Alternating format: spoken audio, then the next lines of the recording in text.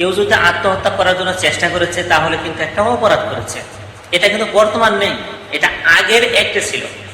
Being a citizen of India, ভারতীয় একজন নাগরিক হিসেবে যদি কেউ নিজে ইচ্ছাকৃত ভাবে আত্মহত্যা করার জন্য চেষ্টা করেছে বা সুইসাইড করার জন্য অ্যাটেম্প্ট চালিয়েছে, তখন কিন্তু একটা অপরাধ করে ফেলেছে। এটা ছিল আগের অ্যাক্টে, অর্থাৎ পূর্বে যেটা অ্যাক্ট ছিল ইন্ডিয়ান পেনাল কোড 1860 সেকশন 309 অনুযায়ী, 309 নম্বর ধারা অনুযায়ী কেউ যদি আত্মহত্যা করার জন্য চেষ্টা করেছিল তার সে কিন্তু একটা অপরাধ করেছিল, আর তার সাজা 1 বছর পর্যন্ত হতো।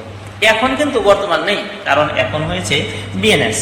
এই বিএনএস এর ধারা অনুযায়ী কোন ধরনের একজন লোককে যে অ্যাটেম্প্ট করেছে সুইসাইড করার জন্য বা আত্মহত্যা করার জন্য চেষ্টা করেছে তাকে ক্রিমিনালাইজ করে নাই বা তাকে কোন ধরনের অপরাধী হিসাবে গণ্য করা হবে না।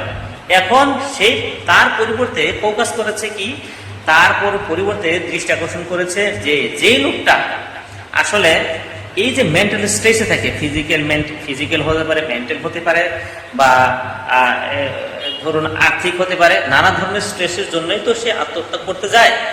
অতএব সে যেন আত্মহত্যা করতে না যায় তার জন্য কেয়ার অ্যান্ড রিহেবিলিটেশনের ব্যবস্থার উপরে গুরুত্ব দিয়েছে, যে এমন ধরনের একটি ব্যবস্থা করা হোক যাতে সেই লোক ভবিষ্যতে বা কোনো একটা পর্যায়ে এমন ধরনের একটা পর্যায়ে না আসুক যে সে আত্মহত্যার রাস্তা বেছে নেয়। সেই জন্য এখন সেই আত্মহত্যাটা একটা অপরাধ হিসেবে না ভেবে বা না গণ্য করে বর্তমান করেছে কি, যে কেয়ার অ্যান্ড রিহেবিলিটেশন উপরে ব্যবস্থা নেওয়ার জন্য ফোকাস করেছে।